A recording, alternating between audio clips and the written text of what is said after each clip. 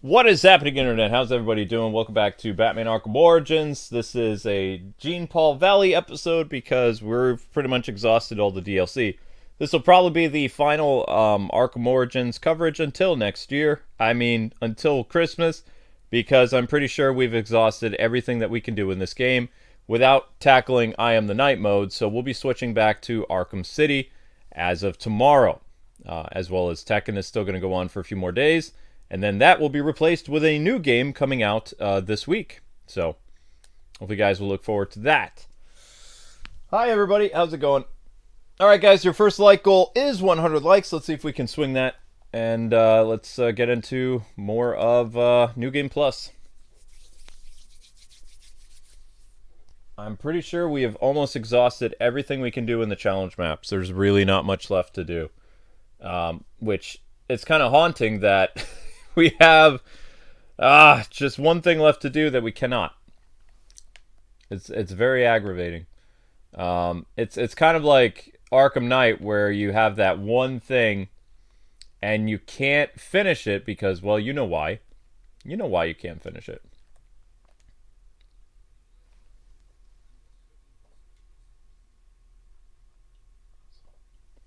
Hello, Alfred. Hello, Alfred. Back to Freaky Batman. Good afternoon. How you guys and gals doing?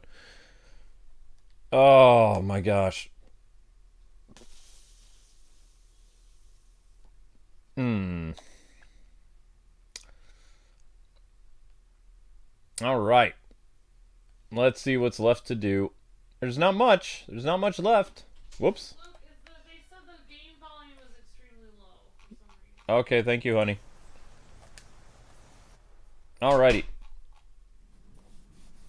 Thanks for letting me know, sweetheart.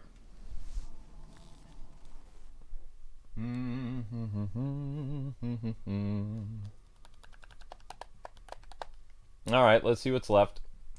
I love that skin so much. So we're at 361 of 408. So this one is complete. We can't do anything more with this because, you know, it would just end up being 113. This one still has quite a few left to do.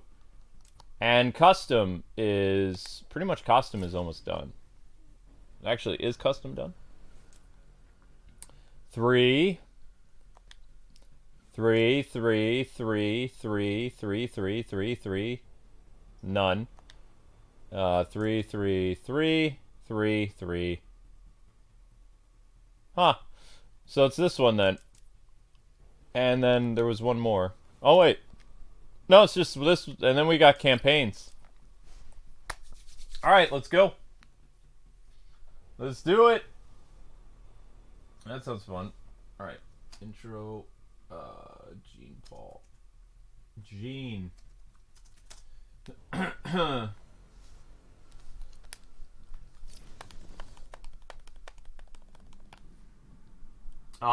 We turn off the stream volume at the beginning because it's copyright. The theme song for Arkham Origins messes stuff up because it's owned by the composer. So if the composer hears his music, especially, like, there's only a few songs in Arkham Origins that will actually get you Content ID. Regrettably, the main theme, which is awesome, like a nice take on Carol the Bells and stuff like that, that is a copyright nightmare. So when we start the stream, if we want any type of revenue from said stream, we have to shut off the music. So what happens is I forget that that happened, and, well, you know, things occur. Things happen. Alright, let's do it. Run, or I will hurt you. Make sense? Whoa! Azrael. I'm gonna take care. Take a seat. How's that? Boink. Oh my gosh. So the haters are driving me crazy because with the whole Suicide Squad thing, like, they can't make up their mind. Like, I had one guy challenging my position. He was like, I don't understand. He's like, you bought the game only to hate on it. It's like, weren't you guys saying before that I wasn't allowed to have an opinion on the game if I hadn't played it? So the fact that I don't like it, now you're saying I'm not allowed to have an opinion at all. This really sounds like, you know, some type of dictatorship of opinion or fascism, because, like, they're telling me that my opinion doesn't matter because I am a, quote, hater. It's like, these people who've invaded the gaming space, they're all idiots. Mostly. I don't think they really understand what, like, a secondary or different opinion is, and all this other stuff. It's like, shills have just kind of taken over places. It's really annoying.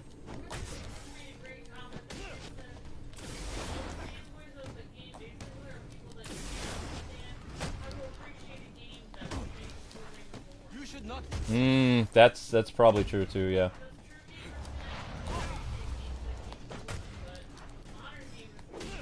Yeah, and I had an interesting thing today on Twitter. Like, I challenged this guy who, for one, I said he was a hater because, like, he's been following my Twitter, but he's never actually seen my videos, so he's just been, like, copying my tweets. And he said that I had a contradictory opinion of Gotham Knights. And I'm like, hold on, back up the crazy bus here. I've been consistent with my criticism of Gotham Knights, even though I covered the game, you know, for quite a while. Like, I covered it for a full year, longer than any other content creator on YouTube, I'll have you know. 4 playthroughs. 4. 2 co-op playthroughs live. What? What are you... Right, honey, I was getting to that. You interrupted me and confused me. Sorry, I thought Amber was saying something to me about something else, but... the first time playing through the game, like, I wouldn't say my opinion in check, but I kept my wording pretty tame. And, like, I was doing subtle jabs and stuff like that. My second playthrough of the game, I was more critical because, well, I had experienced the game more. Also, I used more, we'll say, less sensitive wording on Twitter. Words like average and decent, because I was actually trying to sidestep people's feelings. Because, as you've seen with Twitter, people are very sensitive on Twitter. They're easily offended. So, to skirt around that, because I do have haters on my social media, I would use clever wording to describe disdain. Which now, apparently, that clever wording has turned into contradictory opinion. It's like, these people are absolutely mental. You know what I mean? It's like, I can't win with my haters.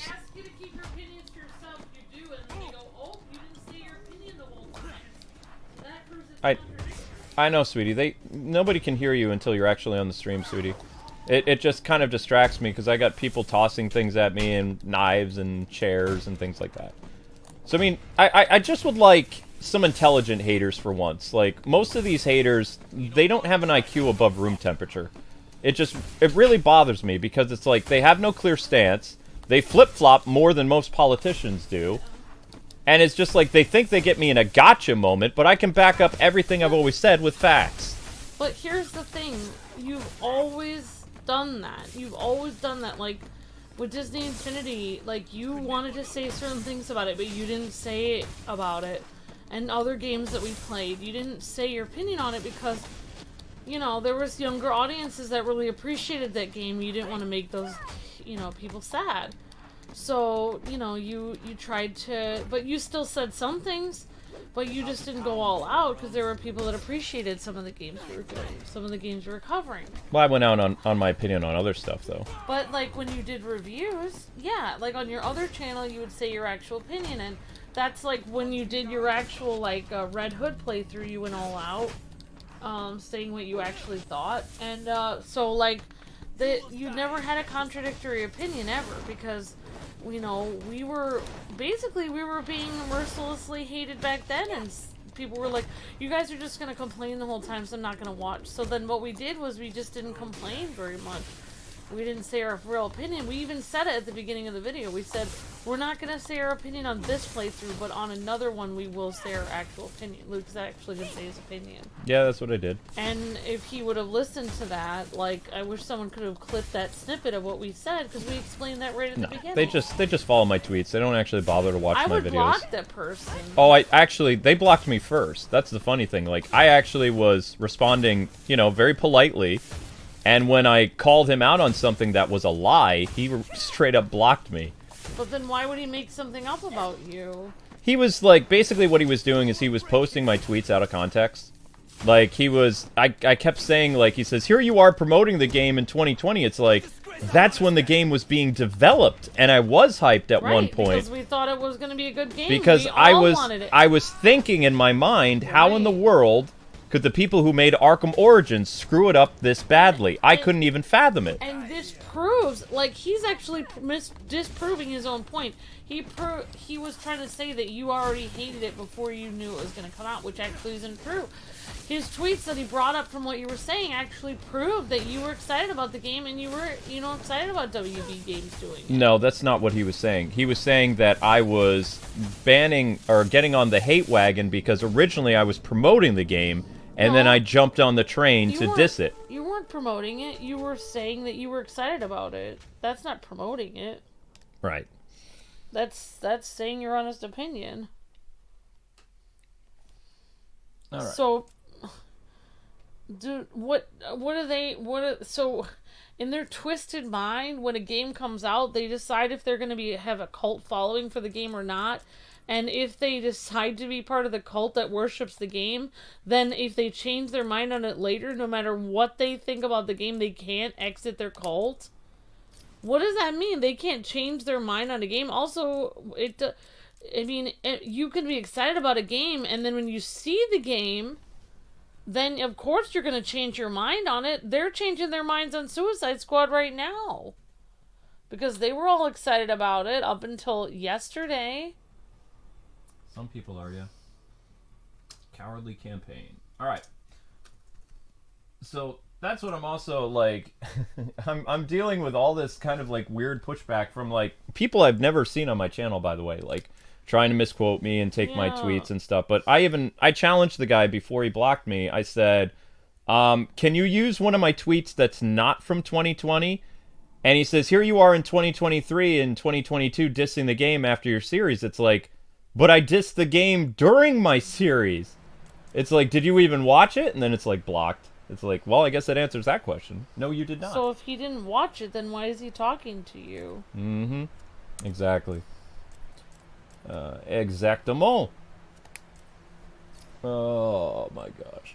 But I mean, the same stuff is happening on my Suicide Squad playthrough. You have like these people that are actual haters that are coming off the search engine. They're like there to try to like dump on me, which is weird because like I've always supported companies, and if I don't like their game, I don't like their game.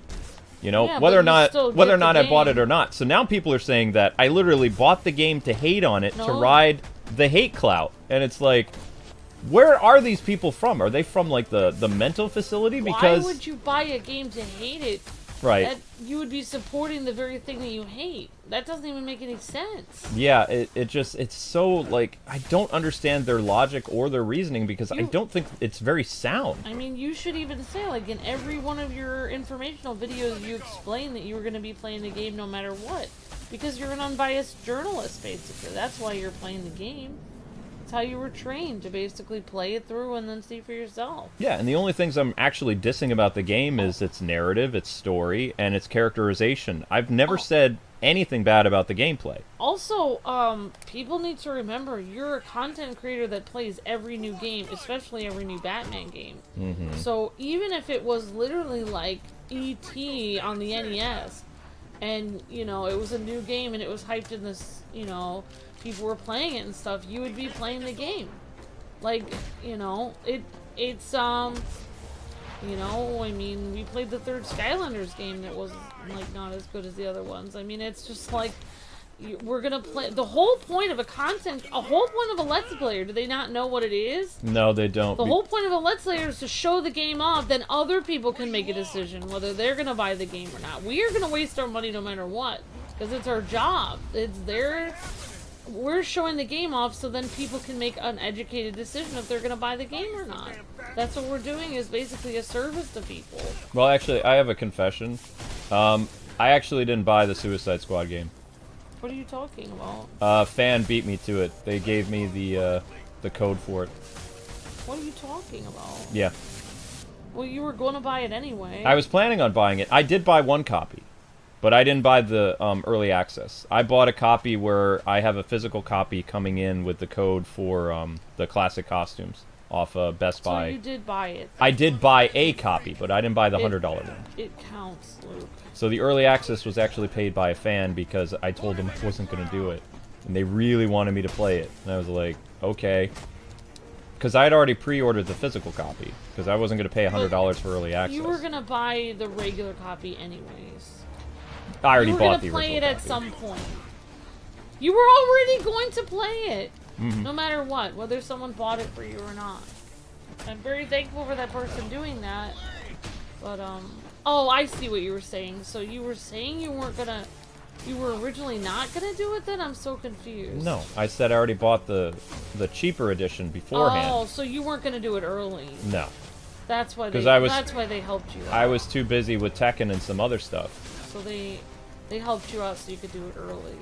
Well, I mean, I was talking on Well, that was nice of them. on DMs and stuff. Well, I don't know who that was, but that was nice of them. Again, I'm out of the loop as usual. It's okay. I mean, I haven't disclosed it because, you know, I'm not going to announce it on my Suicide Squad video because it doesn't matter. Like, it doesn't matter what I say. People are just there to hate on it. Which is weird because people who know me actually have known that I have literally played bad games before because it's Batman related. Like, I played Blackgate on release day when that game was so atrocious on Nintendo 3DS. Well, And I went through and I made a walkthrough of it. Max John Saldana says, "Are you guys gonna play new Suicide Squad game?" We already just posted talking about that. 2 episodes of that. 2 episodes went up. It's not on this channel. It's on the other channel. Yeah. It's on the other channel. But also people are like asking like you don't sound as enthusiastic as you normally do. It's like, did people not watch my Gotham Knight series? I sound exactly the same. It's like it's kind of like in my mind I'm having a funeral for my friend, and also the writing bothers me, the narrative bothers me. Like I am a person that is, my series is always dependent on the emotion of the game. If the game has a toxic feel to it, Right. I kind of reflect that in my you know, how I speak. That's how I felt. I thought I was going to be enthusiastic and funny, but also it's because people are so mean on the internet. If I start saying my opinion, they're going to be really rude to me, so I try not to say anything. It's like Thumper says, if you can't say something nice, don't say anything at all. So there's so many awful things in the game. I'm sitting here listening to it, and I'm just like, well, I guess I'm not going to say anything at all because there's so many horrible things in this game. I can't say anything nice about it because there's nothing good about the game. But think about it this way. When we did Skylanders, it was a game for kids, right? My voice, I made it softer. It was like, because I didn't want to intimidate, you know, kids with the big booming baritone thing. So it was like, Disney and Pixar fans unite, you know? So I did like, based on the atmosphere of the game and the, you know, the type of content that was in the game, it was a much lighter tone. But then when you went to the Batman channel where Arkham City was playing, the tone was darker. It was more serious. It was more like, you know, I'm really into this because this is the world that we're in. Yeah. So, I mean, the Suicide Squad, for me, is a reflection of what's happening in society right now. I literally had to switch characters midstream because Harley Quinn is just so irritating now. That's what I saw in the comments, that so many people said they would play as anyone but Harley. I am sick of her yapping. Like, she is literally a political mouthpiece in that game, and I just shut her off by playing as Deadshot and Killer King Shark, who I actually like better because, I mean, they actually add context to the story. They're actually, you know, basically, you know, King Shark is kind of like taken from his home and he's here and he has to deal with this alien invasion. Deathstroke, or not Deathstroke, Deadshot is talking about his little girl.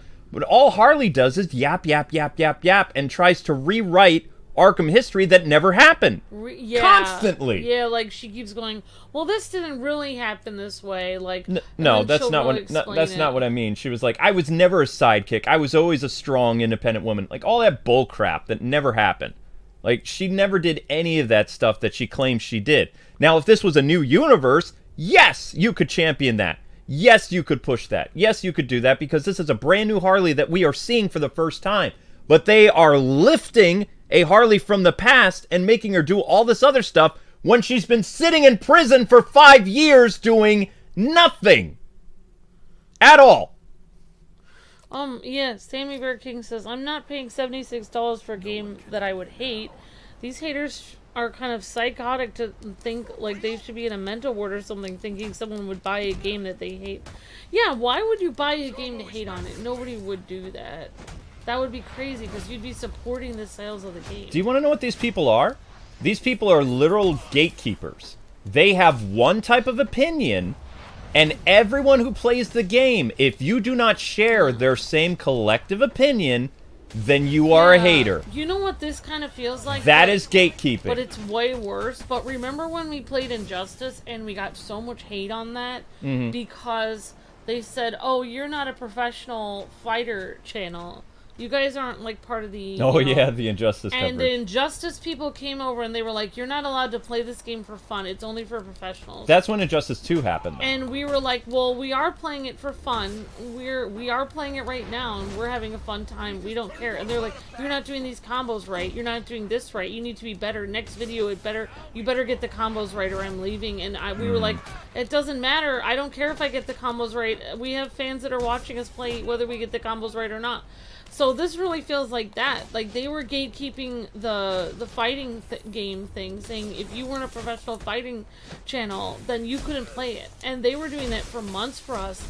And we just kept doing our own thing, like, whatever, we're still having fun. And that's how I feel like we're doing with the Suicide Squad. They're being like, well, if you're an Arkham fan, you're not allowed to play Suicide Squad. Mm-hmm. You can't play it unless you're just a Suicide Squad, like... Oh no, they're going after Arkham fans. Like I've actually that's seen, what I mean. I've seen some of the content by these content creators. Yeah. They are punching down on the Arkham games all the time. Like when a killer, when somebody gets killed from the Arkham universe, or like a character that actually has value to people because they grew up with these. Because remember, there was an entire generation that literally grew up with this character. Yeah. Like the people who are playing it have admitted to never touching an Arkham game.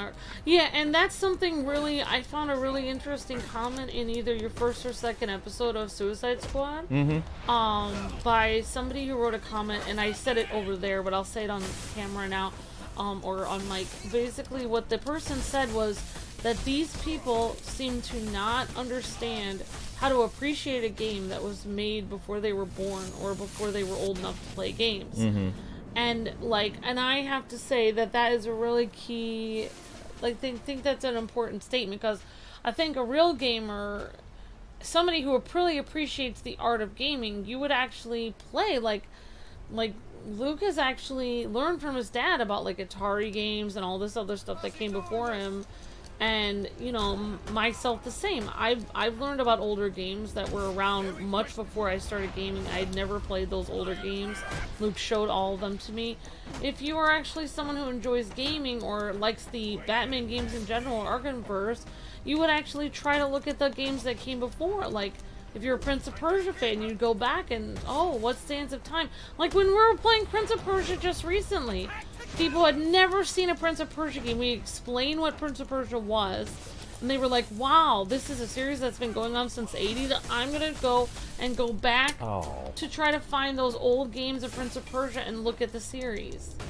So that is what a person who enjoys the series would do, and so these people are not acting like that. They're like, no, I don't care about any Arkham games that came before. I only care about this one. But if you actually appreciated games, you would care about the ones that came before. Right. It doesn't make any sense. Somebody asked, is the story for the Suicide Squad worth it? No. I mean, it's basically like, if you play as King Shark, you might have fun because, like, he talks about Atlantis and he mentions like they've made the character have this like weird hobby of being like a tourist on the planet because he's been, you know, incarceration for so long, and he, you know, he's that of a person who's not from the area, so he wants to sightsee. That's kind of funny. That's really not forced humor because that works for the character that they created for this version of King Shark.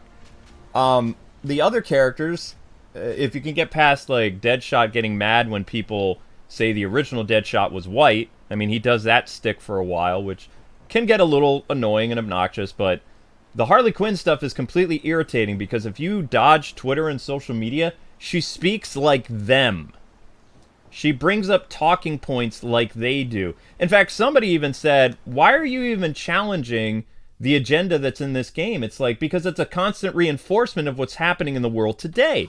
And the only reason I am bringing it up is because they put it in the game. Yeah, I am commentating on it. No, Luke, just calm down. So basically, I did notice that comment, and somebody else actually stood up for you as well. Also, we've just been talking, someone just asked our opinion of the Suicide Squad game. We've been talking about that this entire episode, and now you're asking again if we're playing the game. We've just been talking about our opinion after playing 2 episodes. Of course we've been playing the game. That's what we've been talking about this entire time. You just have to go watch our 2 episodes that are already out. And we've already explained that like almost 4 times in this episode. So I mean, if you get the game and you see it as like non-canon, like the story is like garbage, but the gameplay is fun. Like the gameplay, if you've ever played Sunset Overdrive or Gotham City Imposters or Borderlands, the gameplay is solid. Like, I haven't run into any glitches like where the game just abruptly ends outside of it being a live service game. Yeah. It is a live service game, so literally I have been recording episodes where they shut off the server. And I am keeping those in out of spite. Because I think it's funny to keep those abruptions into my series, and it's happened 3 times as I've been recording it. You should, because that's part of their stupid game. As part of their live service thing. So I'm showing it to show how ridiculous it is, because what happens is you can be going through like a story or a cutscene, and as soon as that interruption happens, you don't get to see the full cutscene again, or you don't, you know, you're going to miss aspects of it. It doesn't like, it's not like the Arkham games where like if there was an abrupt thing, like your system jammed up during a cutscene, it would restart the checkpoint for you. Like, it would bring you back to the beginning of that area, you know? But Suicide Squad, no matter what happens and the server ends up being shut off, it doesn't really correct itself. It's annoying and it's irritating, but that's what a live service game does. Yeah. Thank you for the super chat. Prometheus says, thank you for the $20 super chat. Bless your heart, Prometheus. Thank you, Prometheus. I'm buying the Arkham trilogy to protest the trash steady. Yeah, that we should get that hashtag trending. No. We should get that. Yep, thank you, Prometheus. You're breathtaking. Really appreciate that. And I like Jotaro's comment, said Suicide Squad kills the Justice League. Should have been accessible option to turn off the banter, because it really gets in the way of the gameplay. Yeah. I agree. If you would turn that banter off, honestly, the game would be so much easier. What I don't understand is better to play. We have seen that there is a good team mechanic that you can have fun banter, and that was called the Guardians of the Galaxy game. Yeah, that was fun. And also, it was a lot of, it was a really nice some of my detractors and haters that are on those videos leaving comments, they bring up a really dumb point that doesn't make any sense. Like, literally, we're playing as criminals, and they say, why would you have a problem with the banter in this game? Like, criminals aren't the way that you perceive them. It's like, they're supposed to be murderers. In fact, they go about killing the Justice League in such, like, really obscene and, you know, mocking ways. They are evil. Yeah. And yet the stuff that they talk about is literal Twitter talking points. Right. They act like they're holier than thou while they're talking. They act like they're bad, but they're not as bad as some, you know, political opposition or whatever. Yeah, like, wasn't there, like, there was some really weird... Well, look, the comment that you were talking about with the person, I did see that, where they accused you of something and, forgot. Oh, they said that you were just reading into it and that there was no real, like, political stuff in the game. I've heard it. Which is really interesting because it's everywhere in the game. I think somebody else stood up for you also in that comment, and the reality is that that's not true. And you know, what I saw somebody respond also to them was that, you know, you're just pointing it out. It's definitely there. And that person also accused you of, they said you're making it up or you're being political by saying it's political. But they put it in the game. But the reality is I mean, even Sweet Baby Incorporated has, like, bragged that they changed all this dialogue in the game to make it more politically correct, which is exactly what we're talking about. When it says politically correct, that's what we mean by political. I mean, that's the whole point. I mean, I wouldn't talk about it. Okay, let me interrupt you and interject. Name one aspect when we were playing the Arkham games back in 2011, 2013, 2015. When did any character in the game bring up capitalism, bring up the patriarchy, bring up... They really didn't. They didn't say anything. Yeah. They didn't... All they did was literally... Here's the thing, okay? We are in a post-apocalyptic world where the Justice League is responsible for annihilating 8 million people. And Harley is going to take her time in the game to punch down to the people playing her game. Where she could be talking about what happened to all these people that were turned into ash. What happened to Metropolis? Right. What happened to the conditions in the world that they are living? That's what I'm saying. Oh my gosh, I didn't even think about that. That would have been amazing dialogue if they would have discussed what was happening. But that's what the Arkham games did. What made the Arkham games so interesting to people playing them is they brought you into the world where you were playing. Yeah. They did not remind you of what is happening in real life. Yeah, you're right. Constantly. Because it does seem kind of weird that she would mention, oh, the patriarchy and rich get richer, poor get poorer, and, you know, the real, didn't she say, like, most villains are really rich, or I can't think of one poor, like, bad guy or something. Something where they're always talking about rich and poor and everything like this. You know, and capitalism and all this stuff. It's just like, okay. But wouldn't that be secondary to people getting blown up by a brainiac? Like, let's fix this literally problem first. the world has been destroyed. There's very few humans left alive. They don't talk about it. What I kind of remembered from the first, I actually didn't see the James Gunn Suicide Squad, the actual movie. I saw the first Suicide Squad movie. And what I kind of remembered about it was that they kind of felt like they had to work together to help out a bigger threat that was even scarier than they were. And I thought that was what the Suicide Squad game was going to be like. I thought they were going to realize, oh, we're bad, but Brainiac is really bad, so we have to, like, try to stop him. Right. But that isn't happening at all. They just don't seem to care. Well, I mean, this is a problem I have with... This is why I said yesterday, the writers are the problem, because the writers, they self-impose all their beliefs constantly. It would be okay, like, once in a while, in Arkham Knight, yes, you did hear things about certain, like, social issues. Some of the mercenaries talked about it. A little bit, but it was done subtly.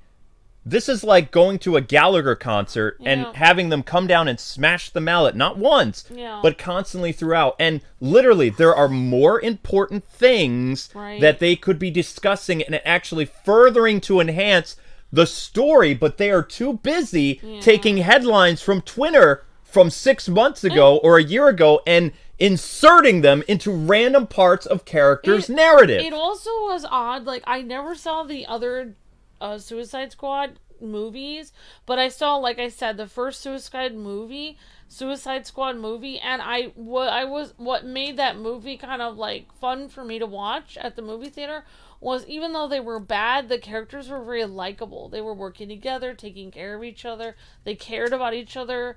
They work, you know, even though, like, I always have this feeling, and this is what I honestly believe, like, even in the Arkham games, it shows that, like, that the thugs, even though they are working for Penguin or killing people, they are also trying to pay their bills.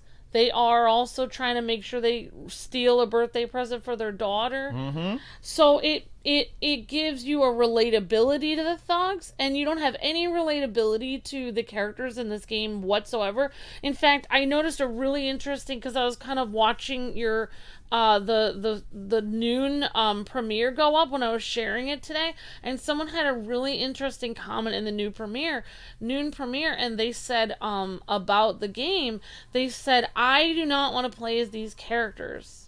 They said, I do not like playing as these characters. They were like, some, like, I forgot what they were responding to something else, but they said there were other characters that are bad guys that I really enjoyed playing as, but these characters I do not want to. Why would I want to play as these characters? Especially and that was at the moment when they were kicking Flash around and trying to kill him, and they didn't care, and they were going to leave him there, and they were being awful, and they were like, why would I ever want to play as a character like this? That's this evil, and just, I mean, it would be fun to be a character that's evil, but then, like, in a fun way, but these characters are not fun evil. It's just, they're just jerks. There's no no reason you would want to play as them. Time out. But that's something that the writers, like a talented writer, would have ran with that. Like, this is a squad of very bad people. Harley Quinn even jokes about Brainiac kills 8 million people. When she's inside of the museum, she says, wow, Brainiac has taken more people hostage than I ever had. I'm going to have to step it up. He literally eradicates, like, most of the world's population. And she's upset that because he's a man, he's outdoing her for hostages. But she is actually making commentary on the game for once. The thing is, what transforms people into the game, it doesn't matter if you are a religious person or you're gay or whoever, and you are a writer, as long as you write about the world that you are portraying in your universe and actually having those characters interact with the setting that they're placed in, not your setting, anyone can write well. However, what makes the Suicide Squad a bad game is the writers, who I know who they are. I've seen their bios on Twitter. They are so predictable. They are incorporating their real-world experiences into these characters, and that is what ruins the Suicide Squad, and that is what ruined Gotham Knights. It's not that because of what they are or who they sleep with or whatever. It is what they are putting into the product they are making. It's not them. Right. It's them interjecting themselves into what they're creating. That's Mic true. drop. It's true. Because, like, if they didn't even talk about, number one, I know it's important for everyone to talk about what they feel and their personal beliefs or whatever. They talk about it on Twitter, which I don't know if that's a good idea for everyone to get so detailed about it, but number one, if they didn't interject so much of themselves into their game, no one would even know what they believe anyway. So how could anyone judge them if they don't even interject it to begin with? They could just work on writing good stories. But yeah, Prometheus Super Chat says, Deadpool has comedic banter and it works. This is just bad garbage. Definitely Prometheus. Thank you for the $10 super chat. But the thing is, guys, like, the Suicide Squad had a very simple thing to follow. What made the characters of the Guardians of the Galaxy so relatable is it showed not all of them liked each other, which is fine. The Suicide Squad members can all hate each other, but all they're doing is punching down on the Australian white guy. Like, I've gone through, I think I'm like 2.5 hours into the game.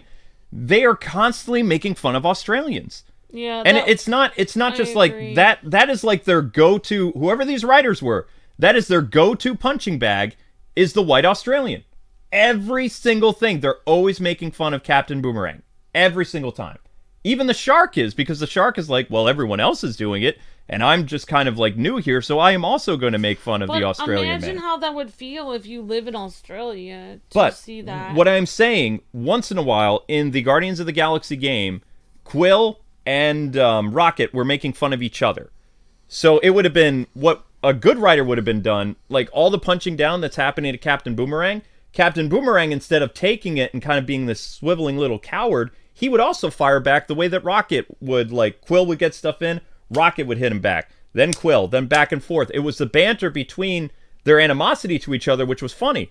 But the fact that they're constantly beating down on just one character, making them the butt of the jokes, as well as making the Justice League the butt of all the jokes, they don't really have a team dynamic.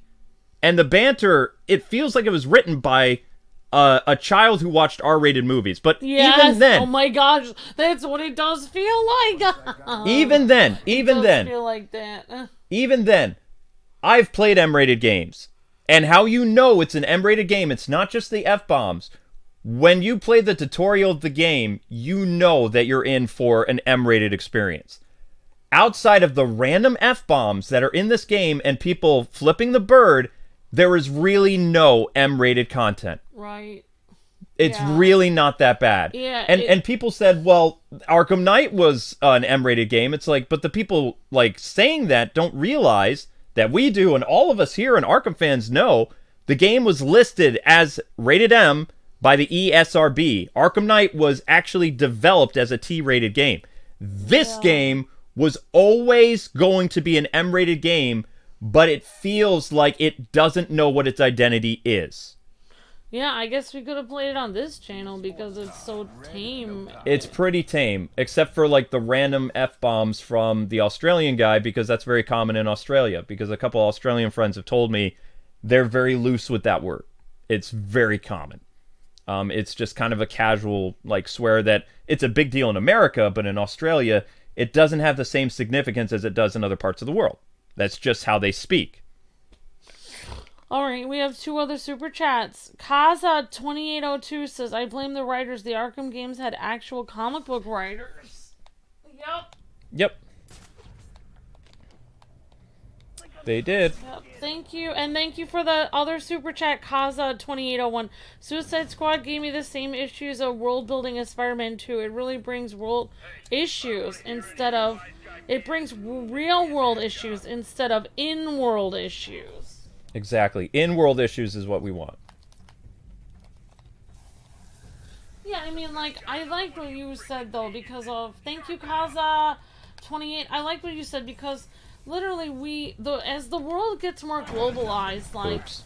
It's funny that these people, like Sweet Baby Incorporated, as the world gets more globalized, they feel that it's their job to push their very kind of minority-based... I'm not talking about people that are minority. I'm talking about they're in the minority of their values. Their values that women always have to kill men and throw them off a cliff and then scream at them and say like, I am a woman and I am better than you because of that. That's kind of like they're not in the majority of that opinion. Most people don't agree with them on that. That's a good idea for a game character to do that. They're in the minority of their opinion, and they're pushing that opinion on the entire world and forcing all these game companies to try to force them to like have opinions like that. And instead of like they always say like people need to be, you know, more sensitive to other cultures and stuff, but they're literally offending every culture by what they're doing. They're literally pushing their opinion on. Really, what you said was really interesting, and what Kaza said, like talking about how like it should be in-world issues, because whether you are, you know, watching, whether no matter what religion you are, whatever part of the world you're watching from, or what kind of orientation you have, or anything like this, or what kind of values you have, or what kind of family you come from, anything, you can all relate to. Okay, here's a superhero and he's saving the day and he has to save this citizen, and here's he has this superpower or whatever. So it's like you're dealing with like a fantasy, so you can kind of all put your mind into that fantasy. Or like, you know, with Skylanders it was dragons, so everyone could kind of relate to that, like, oh, this is cool. Like, you don't need to imagine that this is a real world. Like, that's how they're doing it. They're like, well, what if, you know, the Suicide Squad was in the real world? It's like, but they're not in the real world. It's a there's no alien invasion in the real world. It's a comic book world, so you don't actually have to bring world issues into it. You could just not. I mean, you could be, you know, make sure you don't want to, you know, you can like make sure you represent certain people and stuff, but you don't have to keep talking about the issues over and over again when you're supposed to be talking about the issues, you know, in the game. The term is called beating a dead horse. The thing is, you can subtly do things. Like, Yeah. you can actually make your message stronger by doing it in a way that's, like, nonchalant. Yeah. When you But beat, when you beat it repeatedly, over and over again, you kind of, like, you just basically take whatever you're championing or whatever, and you just make it, like, kind of diluted. Or, Yeah. like, no one cares. If you want people on your side, you have to present yourself in a way that is actually going to make people not just have sympathy for you, but listen to your words and take them to heart. And they're not doing that. They're just kind of like an echo chamber, and they're creating like a space for all these weirdos on Twitter to kind of have like this echo chamber, to just like kind of only cater to their mindset. Yeah. As well as they're creating gatekeeping for their fan base, because anyone that has a dissenting opinion is the enemy. Like, there are literally people praising the fact that IGN didn't get an early copy because they had an opinion that was different than favorable. That's very... That's bad! I forgot the term for that, but it's very fascist almost. It is fascism. Like, you can't say, if you have a different opinion, here comes the KGB to take the copy away from you. You have wrong opinion. The society opinion says that everyone loves this game. Off to Gulag with you. Yeah, exactly. You have to go to re-education camp because you feel that this is problem when there are other people who are saying no problem. You are only one, or you are a very small voice that is very, very angry. So we take you to Gulag. Yeah, I mean, like, some of the changes, just imagine, I was just thinking when you were saying, like, you know, you don't want to shove it in people's faces and stuff. Just imagine, like, they're acting like they're doing so much for adding different types of characters in the game. But they're saving lives, But Amber. in reality, they're not responsible for that. No offense, but, you know, if you were looking for the person who played was the first person to play a really likable African-American version of Deadshot, you can thank Will Smith for that. Yep. He's the one who made that character likable. So you can't thank Sweet Baby Incorporated. And Deadshot isn't so bad in this game as, Harley. Actually, he's not that bad as far as I know. It's a whole 180. No, he's actually he's kind of a likable character in the game. And if you're looking for someone who put a female representation for one of the most iconic female villains in the Batman universe, you can't thank Sweet Baby Incorporated for that. That was Paul Dini who wrote that.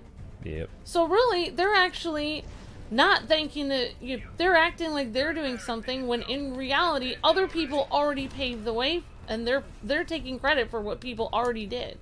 They're doing nothing. They're actually ruining characters that took a while for people to even get in there.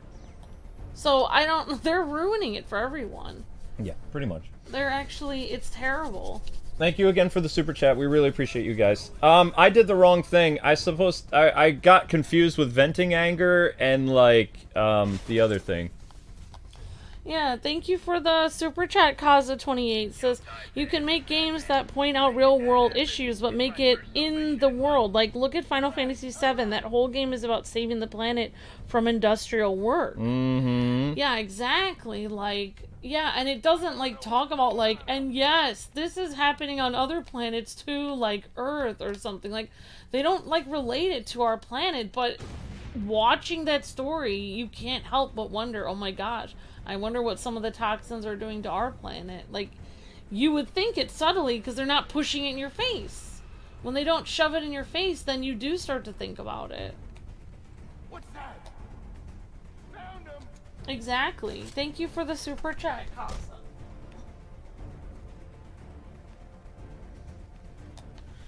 Yeah, when it's pushed in your face, you don't want it. You don't really. They're basically saying, you need to think this way or else. It's not really going to make you want to agree with them. But when someone subtly does something and explains it, then, yeah. There he is. Come on. I got him. I messed up. I have to bring him in here. Bring him in. It sucks because it's okay to have different opinions. I hate people who say you need to have this opinion or that opinion, says Aiden. Yeah, exactly. Is Suicide Squad Kills the Justice League better than Gotham Knights, says Master Waffles? Gameplay wise. I don't so far, I really enjoyed playing Gotham Knights. I don't like it. I don't like it at all. I mean, I've only was on the second episode, but I also, somebody like tried to explain, like, well, I mean, they were trying to explain to me that they were referring to kids because of the parade in that one episode, but that's not actually true. When they mentioned kids later, they were like, watch out kids, don't do this. They were not in the Hall of Justice at that point, which means they were literally saying the word kids while they were on the rooftops. Which means they were directing the dialogue towards children in that game, in the Suicide Squad. I made a glitch. I broke the game. I blame Kathleen Kennedy. She has opened Pandora's box as Prometheus. Yeah, I mean, she kind of has. Because everybody kind of follows suit now. Thank you, Prometheus. I mean, yeah, I mean, she probably, she's, I mean, yeah, Kathleen Kennedy is probably one of the most, like, in-your-face, like, I'm gonna change everything, I don't care how you feel, I don't care what you think, I'm gonna do it anyway, and you're just gonna have to deal with it. And of course, nobody could stop her because, she had already bought the rights to it, which is horrifying. But I mean, other people had done that before. Like, you know, people had bought Power Rangers from Saban, and then they kind of, you know, some people think that Disney did a good job. Other people think they didn't. With Power Rangers, but he couldn't do anything, you know. I thought there were several times Power Rangers kind of went down the tubes, then Saban had to buy it back so he could kind of resurrect it again. So, I mean, other people have bought people's series and then ruined them and then run them into the ground, but I feel like Kathleen Kennedy, she put her own spin on it. She had everyone wear these t-shirts that said, like, the Force is female, with some kind of cult going on, and she's the first person that I've ever seen that has literally bought a franchise and turned it into a female cult in the franchise. I've never seen anything like this. Mm-hmm. It's like, I can't even say what I feel because I feel like it would be. I just feel like it's. I was thinking something of saying, but I don't feel like if I say it, I feel like I don't know what people would think, but I feel like there's something really messed up, like there's something really wrong. Like, no, dang it. It's very weird.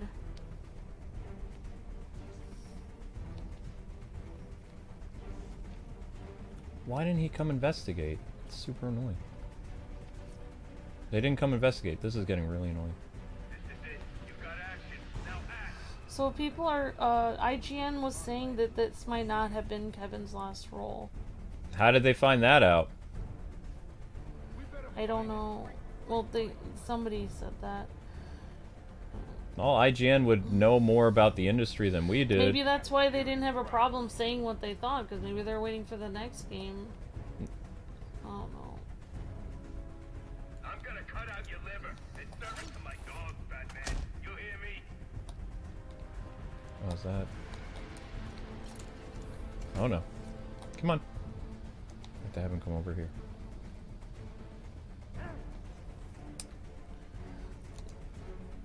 Oh, But great. like, yeah, I don't know.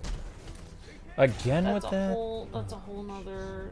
You could probably do a thesis on what Kathleen Kennedy has done to the industry, and in her mind, she's saved it. Right. And most villains believe they're the heroes. Oh, jeez. I messed up so much. Sorry, I I won't did. talk No, I did the wrong thing because I was trying to move them. Instead of doing the... I messed up great with vent. So I did everything right, but then I, you know, switched them. Someone in the chat earlier in this stream was saying that. What? That I don't know. I don't have any inside information. I just noticed somebody in this stream was saying that earlier. I just caught it out of the corner of my eye. Said that Kevin recorded another Batman role besides the Suicide Squad. He didn't do the Cape Crusader, though. I don't know what he did. recorded some. I mean, they said that they heard from IGN that he had a different role. I guess we'll another find out. role. But that could be a rumor. Maybe he was on Crisis on Infinite Earths. I don't know. Yeah, I mean, like, I think, yeah, never mind. I don't know if I'm allowed to say this, but I think, like, it's like whenever I see somebody who's insane, I always try to put my mind in their mind and think, like, why did they get this insane? Why are they thinking like this? And the only thing I can think of, like, with Kathleen Kennedy is that she's, like, thinking, like, you know, like, in the 60s when, you know, women were just, like, had a lot of, not very, you know, with the Adam West show and stuff, they didn't have as many lines, and they were just there for eye candy and all this. But it's literally not the 60s anymore. Like, that was a long time ago. And also, even in the 60s, women would come back with jabs back. Like, a guy would say, oh, women, they can't drive. And women would be like, oh, men, they're always doing this. Like, they would kind of have banter back and forth. So they would be able to get their punches in as well. People don't notice, but women did get their punches in. Like Luke was saying with the other characters, like, you know, with Rocket and what's his name, where they would have, you know, one character would kind of get punched on, but then the other person would punch back. But I think in Kathleen Kennedy's mind, it was always women getting punched down, and she just wanted all men to get punched down now forever. And it just seems like she swung the pendulum so far the other way that it, you know, basically men don't have a right to stand up for themselves after getting punched down in a game or movie. Like, they just get punched down, and their dialogue doesn't give them a chance to clap back at all, which makes it super uncomfortable. Anyway, I'll stop talking about this. No, it's fine. Doing the vent is always super annoying. So what do you have to do here? I have to get them to walk in front of... There's only 2 vents. There's a vent over here, and there's a vent in the other office. I have to get them to walk in here, but they don't. They only patrol in here early on, and then they leave once they get alerted. But the only time you can blow up somebody with the wall is if you do it early on, so it presents a problem. Thank you for the super chat, Abdul. Says modern gaming culture has ruined gaming. Would you suggest I get Suicide Squad? I would get it for the gameplay and try to play King Shark or Deadshot and just ignore Harley's yapping. Pretty much. Yep, thank you, Abdul. Really appreciate that. Yeah, play as either King Shark or Deadshot. I mean, I don't know if there's too much. Oh, jeez.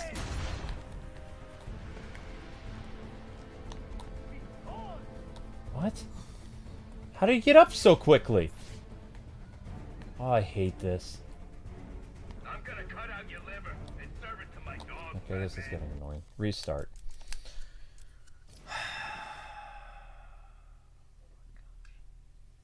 Oh, supposedly he's going to be reprising BTAS role for the third part of the Crisis. He has supposed role in the Caped Crusader, says Man Spider. Okay, thank you. Well, the Man Crisis Spider. on Infinite Earths, it's possible, but we're sure that it's him and it's not AI. Oh, well. Thank you, Abdul. Says, I love your commentaries and I've been watching since 2014. Really appreciate that. Appreciate that. Thank you. Thank you for the kind words. I'm not having a great night, okay? So don't make it worse by acting like a bunch of morons. Got it? Goes up.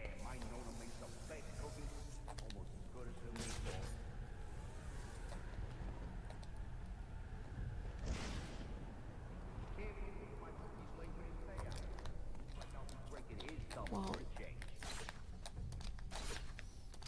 Gosh darn it.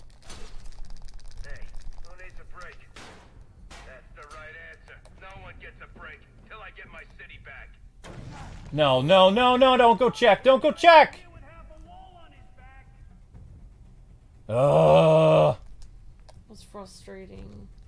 Gotta do it again. Oh, you have to get it all in a certain way then. Mm-hmm. getting the trophies. Mm-hmm.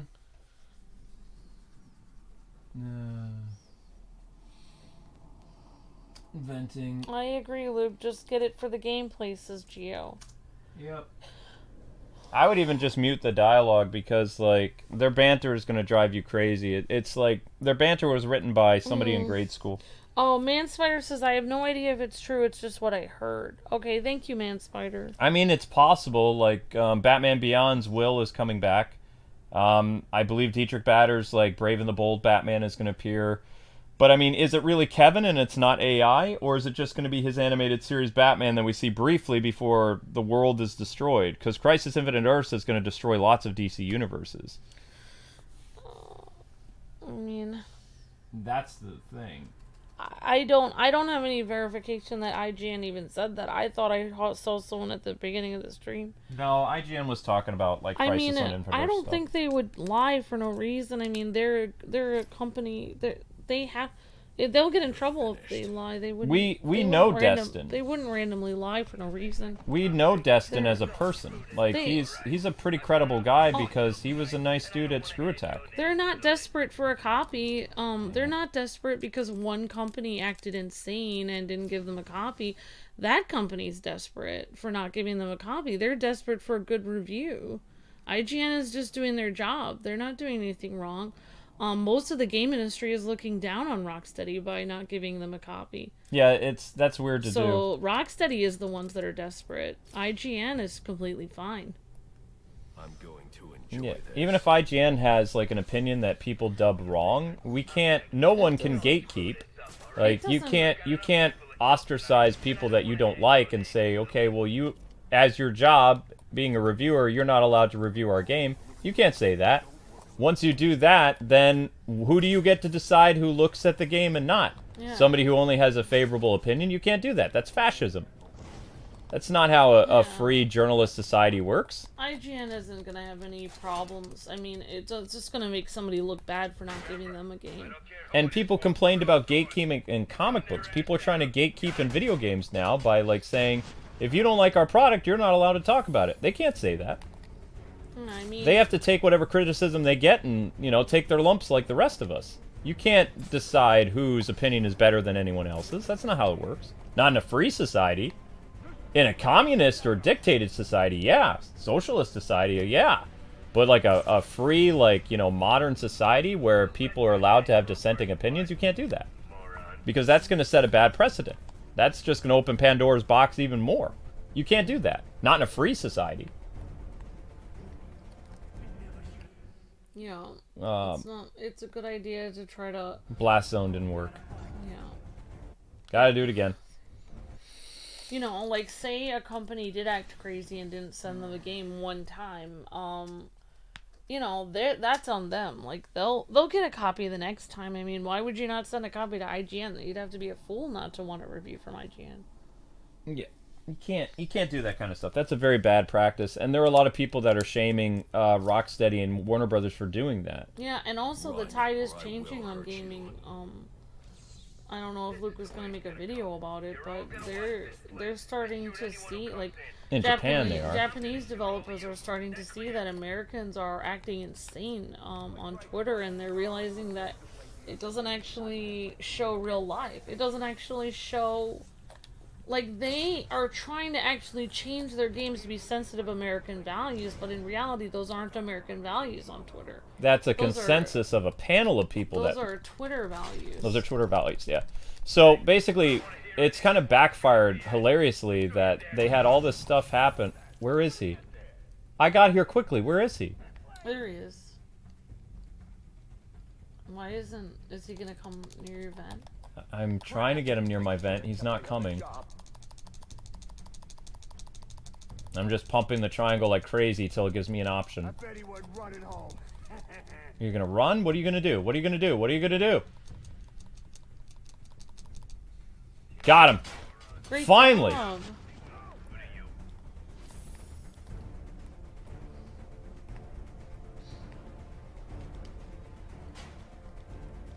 Sorry, I got all quiet because I've been waiting to do that for quite a while. I don't like the venting one.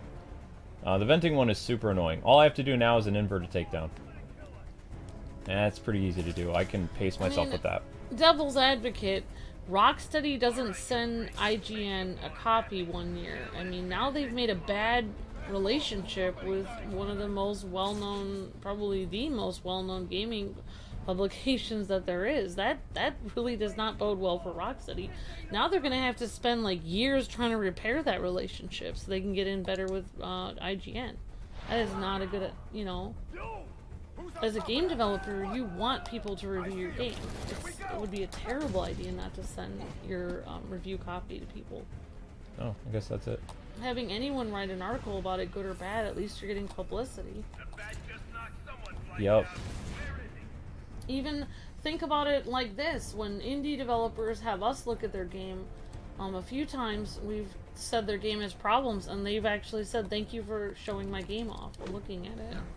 And Luke has like written them some like you know, like pointers and some stuff that could help like patch their game.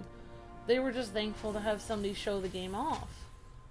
So I mean, when you're a developer, you have to have game publications review your game. You do. Like, and you know, everyone deserves a voice in the industry. You can't silence people just because you don't like them or because they have like. That's why when I saw all these content creators like praising the fact that, you know, somebody purposely was blacklisted or a company was blacklisted by a corporation because they didn't agree with the corporation, that's not something to celebrate. That's, even if you don't like that corporation, you need to be speaking up for that corporation, saying what that company did was wrong. Right. You can't be praising a decision like that, because someday that's going to turn around and you're going to have an opinion that you don't agree with, and the company is going to take that same stance again, and they'll silence you. And then what?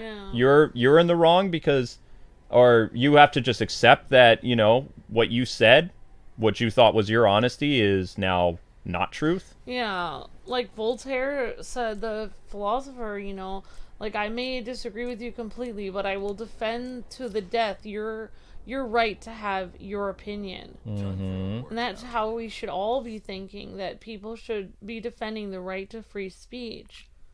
And the right that everyone has to actually say their own opinion. That's what makes,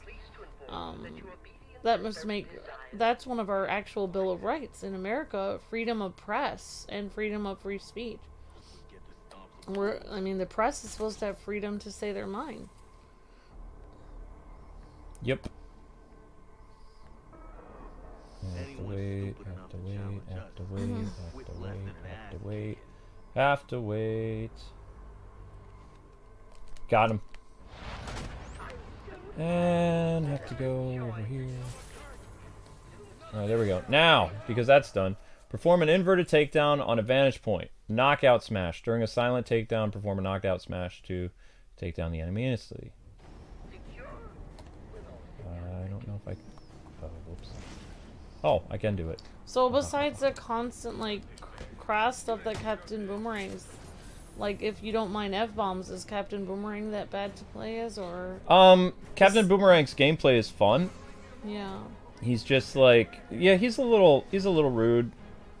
Yeah, I've heard the most awful person about everyone. It's funny, because a lot of people are looking forward to playing as Harley, because she's got the double... The Arkham ties. Yeah. And a lot of people in the chat, actually, when we were, when the video was going, a few people said, and I noticed in the comments too, they were saying, is that really Tara Strong? Because she doesn't sound the same. She obviously did a different take on Harley. Her voice is a lot lower, and she just sounds a lot different. Well, I mean, this is why the canon stuff is kind of a mess. They're saying now that Harley in the Suicide Squad is supposed to be in her early 40s. So they're saying that she's changing. So the reason why she doesn't have the same body type that she had when she was in Arkham Knight is because time has passed. But then it's like, well, how much time has passed? Because before, you said there was only a 10-year thing. And Harley in Arkham City is like in her late 20s or, you know, early 40s. How after 5 years, or she'd be in her mid 20s or early 30s. How after 5 years would she be 40 plus? You know, you have to make a clear, concise timeline. Like, how long did these events occur? Yeah, but it still doesn't make any sense. Like, aging can't completely change your entire body structure. Well, she's only been in jail for 5 years after the events of Arkham Knight. But I mean, like, her entire number one, she's almost as tall as all the other guys.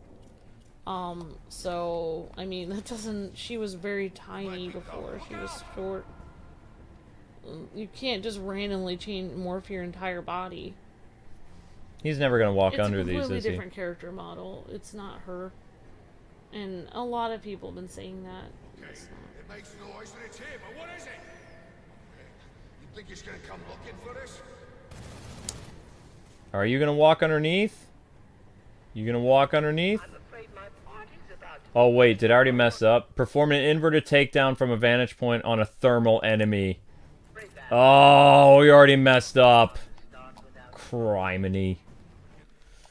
Gotta do it again. Well, I mean... Gotta do it again and again and again.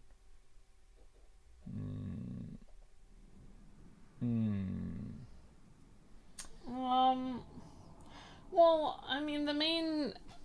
Thank you for the super chat, Alex, the Lone Roynin. I wrote a 4-page paper about how important free speech is and how dangerous censorship is for the sake of not offending is to this country. Awesome, Alex. I messed up. So we have a nasty gadget in place. You're then. breathtaking, Alex. Nasty gadget. That gadget is no good. That gadget's mean. To enjoy this. Well, I mean, I have my own... to answer your question, Gio, about her body, I mean, they're saying that she is the same person and that she's just older, so I'm just saying that that's impossible. You couldn't grow like a foot randomly. Oh, she is taller too now. She can't be the same person. I mean, Luke's grandma was like 5 foot, now she's like, 4'7". You're only gonna shrink as you get older after 30. There's no way she would grow a foot. So we're just saying for continuity, it wouldn't make any sense. It's not logical. Thank you for the super chat, Alex. I really appreciate that. God bless you, bless your heart for writing that. Yep, free speech is extremely important. Once we lose free speech, it's not... I mean, we're on the verge of losing it right now. I mean, they're starting with the media and the movies and the TV, and then it'll be everything. Then they'll start with everything. They'll start burning books. I mean, People don't understand. Like, this is the beginning of it. it can be. Does he have thermals? I need to make sure he has thermals. Do you have thermals? He has thermals. Well, the reason why the character models matter to me as a, for one thing, I mean,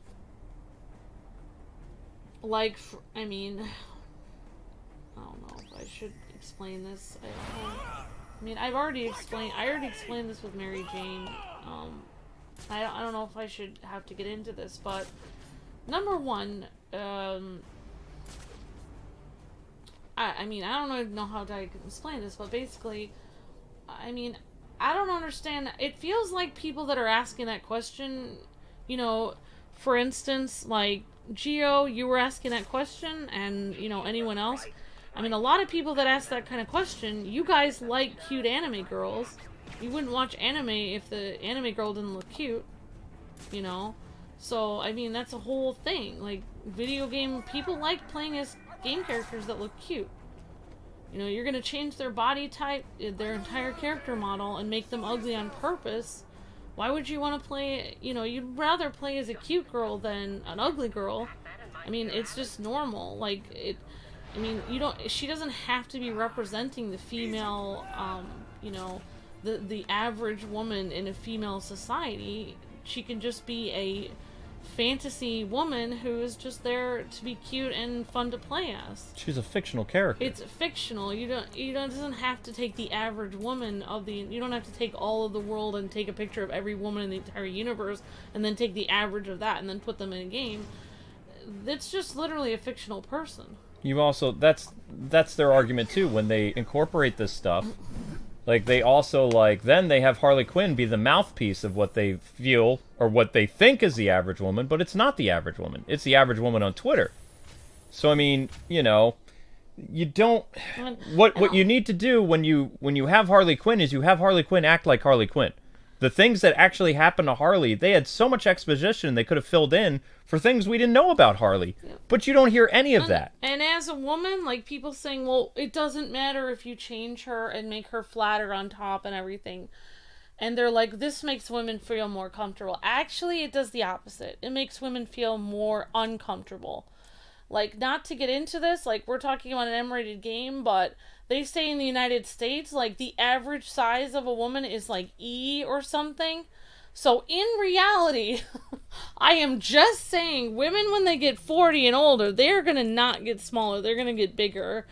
So, I am just saying over here that this is unrealistic. So, saying that I have to look like a 13-year-old boy as I age to 40, and that's my goal that I should look like as Harley Quinn, that is offensive to me. And so them saying that they're making a character model looking like a 14-year-old boy and saying if I get curvier as I get older that I don't look normal, and that a 13-year-old boy as this Harley Quinn model does look normal but I don't, that is offensive to me as a woman. So they're offending everyone. Not only, and you know what they're doing is they're taking, you know what evil people do? They take beauty away from people. They take beautiful character models of a beautiful female figure and they decide to take it away and decide to strip it down and make it ugly. And that's what evil people do. That's what evil people do. That's what dictatorships do. They take down all the art, all the music. They do it in all communist countries. Like when they first come in, they take away, they burn all the instruments, all the books, and all the beautiful artwork. They take down the statues. They don't want people to see beauty, because if people see beauty, they can hope, and they can think, and they can imagine, and they can feel, and they can long for a better life. But if you take away all the beauty in the world, then they cannot do that anymore. So if there's a cute female figure that people think is cute and adorable, and maybe guys are like, oh my gosh, she's so cute, I wish I could date her, Harley is so adorable, they're going to rip that away from you and make her as ugly as possible so that you have no hope, no reason to play the game, and then they're going to shame you for being like, I cannot believe you thought that other character was cute. How dare you expect women to meet that standard? You are such an evil person for wanting to meet that standard. That is not true at all. You were just saying that she was cute. You were literally admitting she's cute, which is an obvious fact. Everyone can see it. You'd have to be a moron not to see that they completely changed the character model, and they did that for dehumanization and demoralization of the gaming community. Yep. Men and women are demoralized by women looking less pretty because women start thinking, this is what you think of me? This is how you think of a woman? I'm this ugly? This is how you put me in the game? Disgusting. Disgusting. Disgusting. Disgusting. Disgusting. It's disgusting. I'm done. Yep. There you go.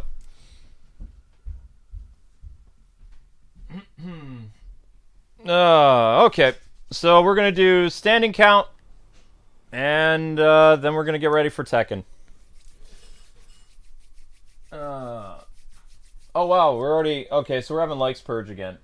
Mic drop. I mean, that's from a women's point of view. So what people need to understand is, these games, they aren't adhering to what they're telling you. What they believe is their opinion on what society views as acceptable and not acceptable. They actually don't poll us gamers. They use agencies like Sweet Baby Incorporated and other consultant agencies to act as your voice, when all they are doing is subjecting the game developers to their opinion and presenting it as fact. When it is not the consensus of an entire group of people, it's just a panel of a few that they believe is the collective conscience of everyone and represents every gamer. That's not true. If we were given an option, there would be a poll, or there'd be like some type of way for developers to reach out to the general public and ask them, do you want this kind of stuff? Are you okay with this? Instead of just inserting it based on the opinion of a panel of people. A panel of people that don't have your best interests at heart. I'm just saying. Like, that's the problem with modern gaming. If we can get rid of these panels and actually show game developers what people outside of Twitter believe, then we can save gaming and entertainment without any problems. But if they continue to listen to these mouthpieces on social media, then it's just going to make it a much bigger problem. And that's fact.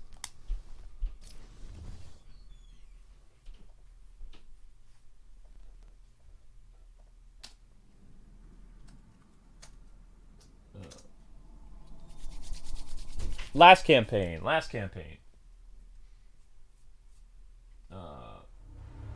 Intensive training.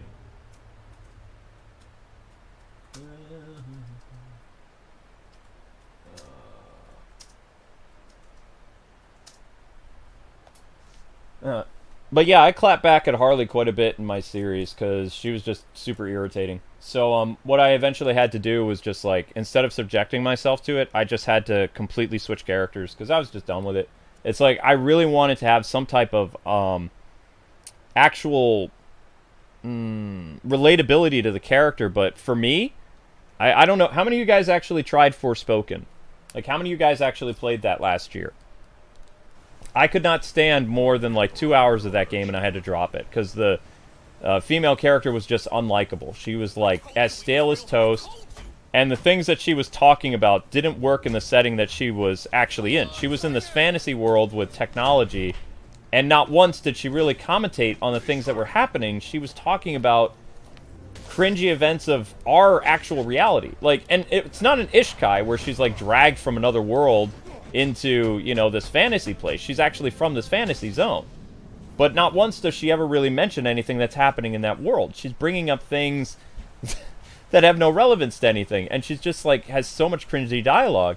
And unfortunately, that's what they did with Harley.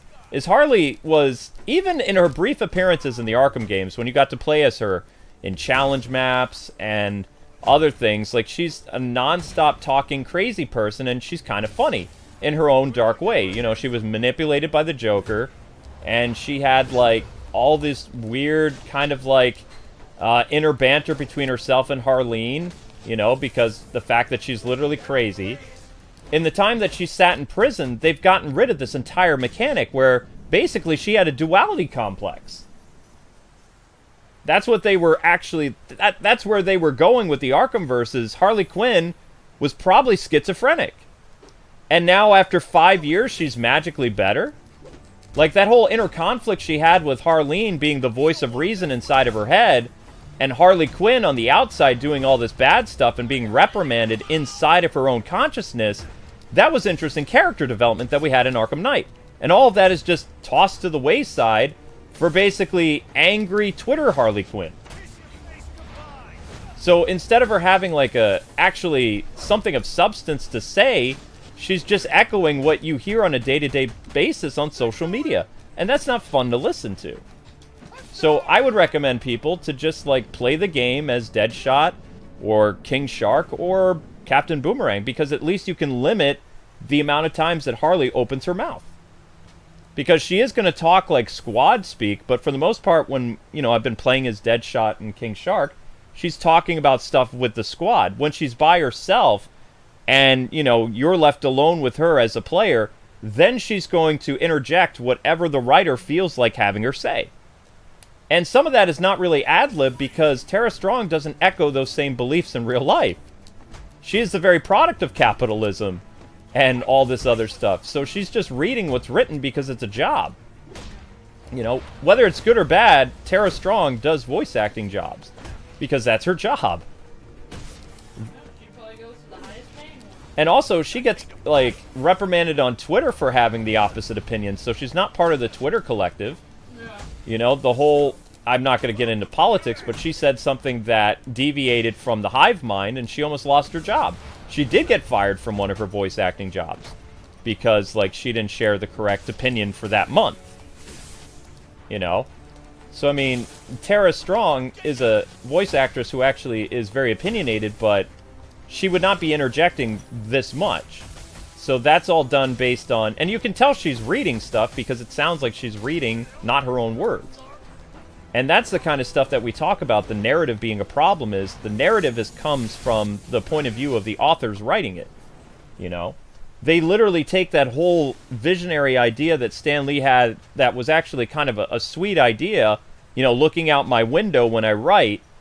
Stan Lee didn't mean it to the context that people overuse it today, where literally they think everything they see on the news, everything they experience, that they need to jot down and have every character that they bring to life or they, you know, take up the reins from and write about. That's not what Stan Lee was talking about. So literally, they're compiling so many things that are unnecessary in their games. And that's why people now, like, people say, stop bringing up what's happening. It's like, so I'm just supposed to ignore what's literally in front of me? I'm supposed to just either become brainwashed or just completely be like, it's okay that they did this. Because if I do that and no one speaks out, it's going to happen more. They need to see that there are actually people that are furious about this stuff.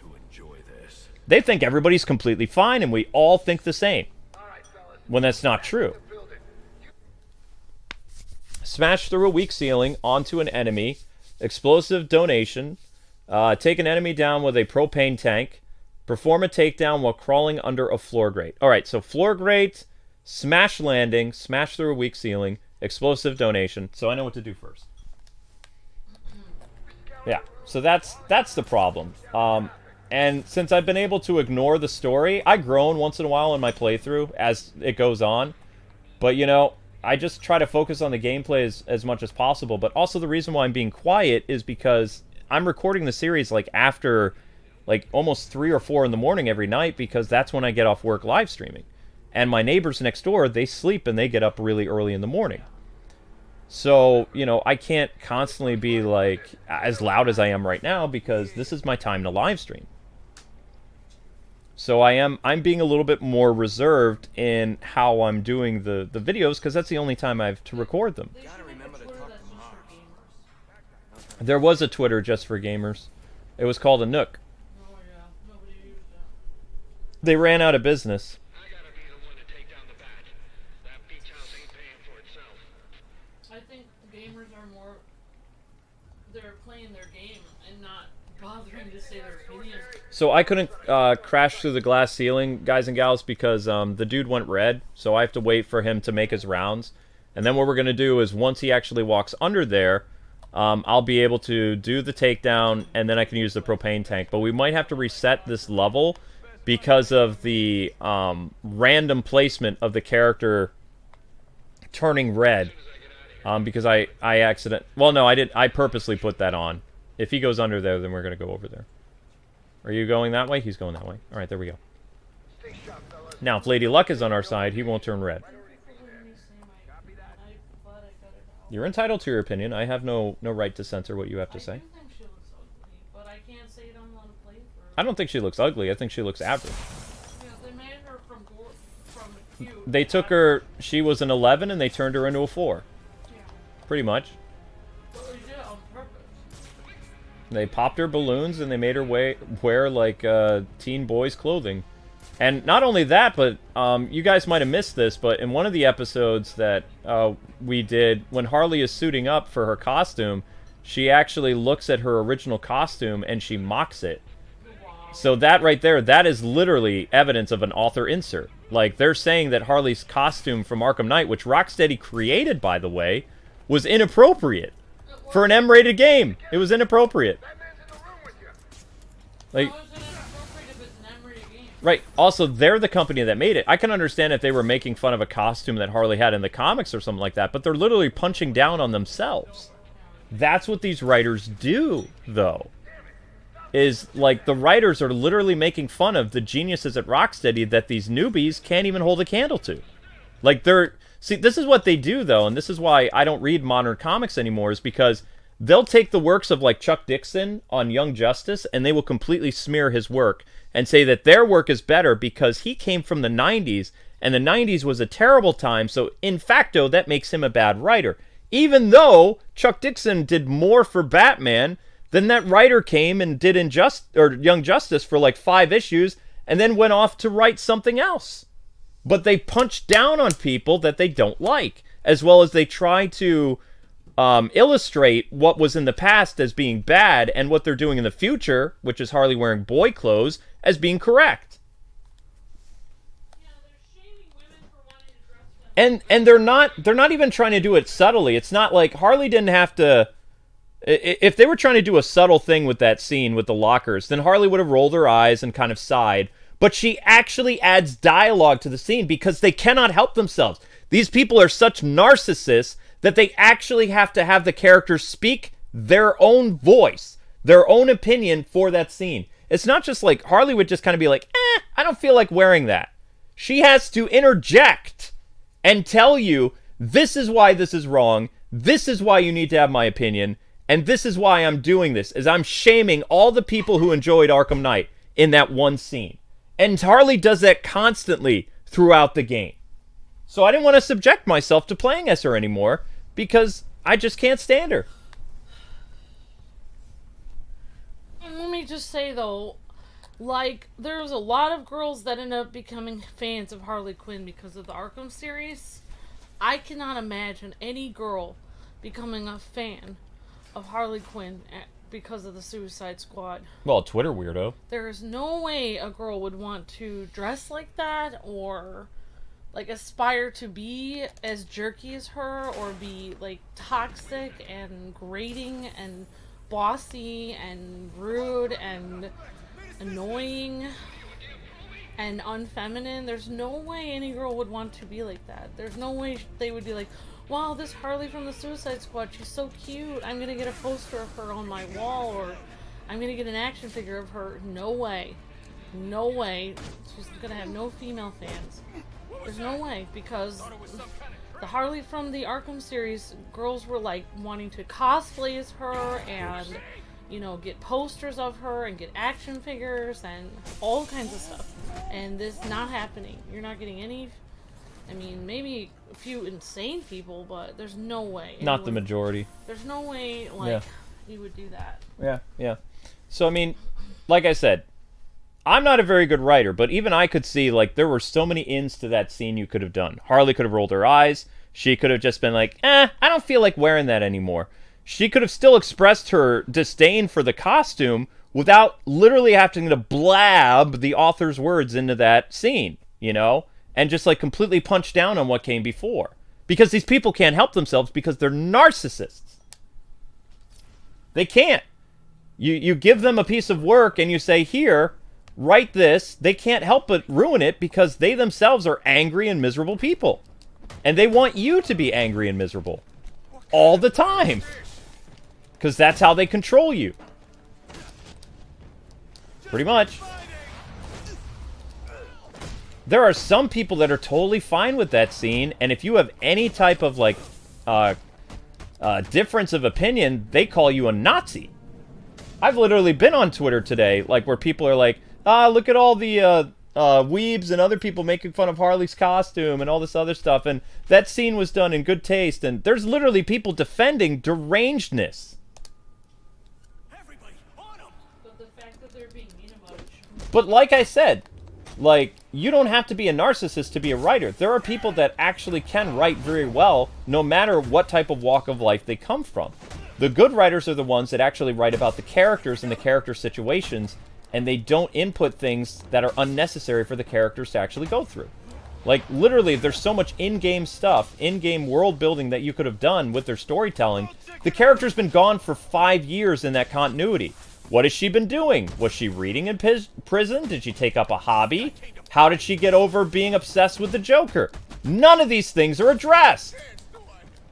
She's just like Superwoman now that's like completely invincible and like the ultimate pinnacle of female perfection when she actually had problems. She was written as a schizophrenic. How did she heal? Where's this miraculous thing?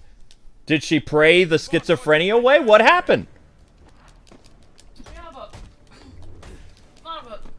I have to say, I think, like, a lot of girls were fans of Harley, like, not because that was, like, you know, like, how there are, like, you know how, like, Iron Man is really cool, but he also has flaws, and, like, other people are like that, too, you know, like, male characters are always written with flaws. Well, a lot of females seem to really like Harley because even though she was a bad, you know, person, she was still doing it, you know, she was cute, and, like, a lot of, and she had problems, like, she was kind of working it through, like, a lot of, for some reason, a lot of girls, like, ended up being fans of her because, well, they didn't realize that she was kind of, she was kind of strong in her own way, like, even though she was crazy, she was still working through, like, I mean, I'm not trying to defend, like, her as a villain, but I'm saying a lot of, you know, girls would kind of relate to Harley and be like, oh, well, I'm a little weird, but I'm cute, and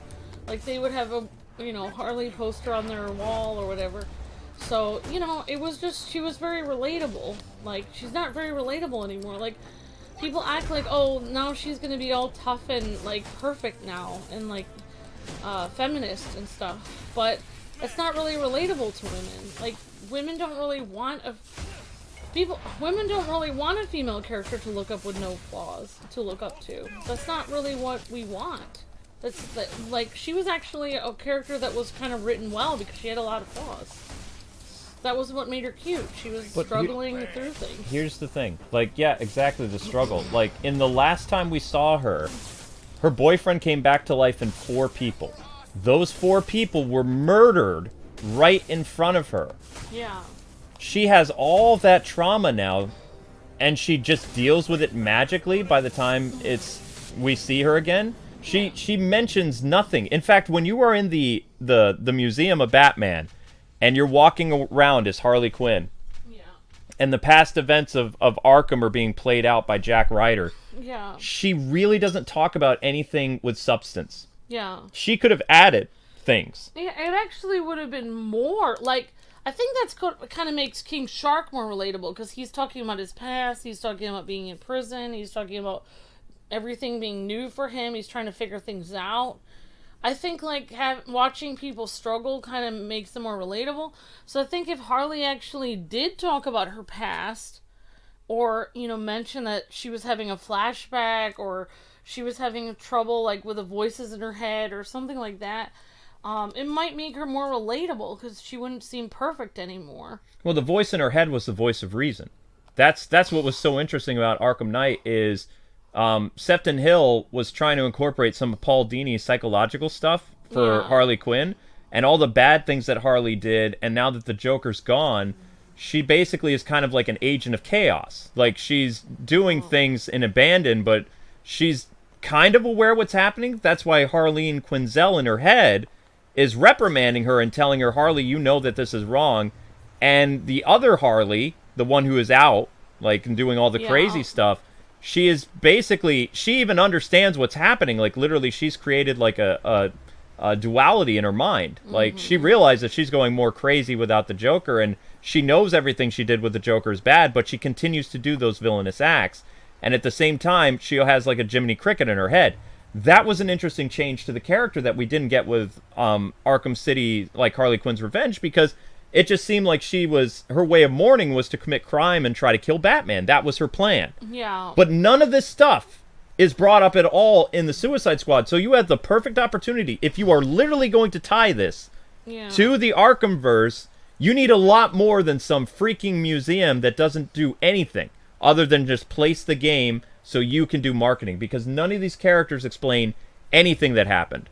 Not Batman, not any of them. It's almost like these characters are just, like, pinpointed from different locations and just placed into this game, when in the entire game itself, you will travel to the Elseworlds throughout the game. Like, it's literally a game about Elseworlds and multiverses, but the reason why they said it in the Arkhamverse is out of spite for the fans. That's the only reason. Marketing and spite, and to prove that their product is better than the original. But anyway, guys and gals, that is going to end this video. Thank you guys so much for watching. Tekken will be starting up in about 15 minutes. And then I'm going to have you guys vote for what you want to see later tonight. I can do another Batman stream. I can do another Tekken. It's entirely up to you. At 11 o'clock tonight, there will be another Cat Short to help push views. So if you guys can get primed for that, that'll be fantastic. And I believe... Okay. I believe we'll be doing one more Arkham Origins stream tomorrow, and then that will be it for Arkham Origins, and Arkham City will take its place.